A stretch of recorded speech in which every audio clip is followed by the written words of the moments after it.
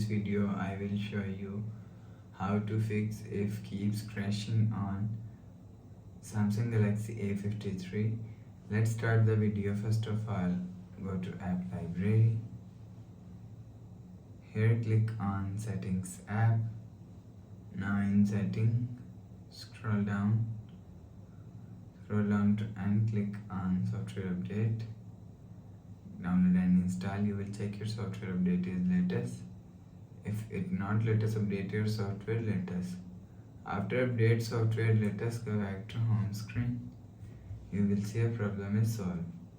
But if it not solved, so restart device. Just click and hold side power button and click on this restart icon.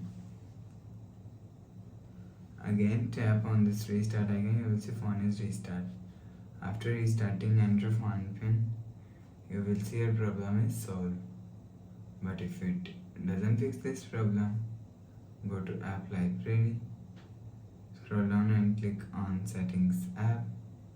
Now in Setting, scroll down and click on General Management. Scroll down and click on Reset and click on Factory Reset.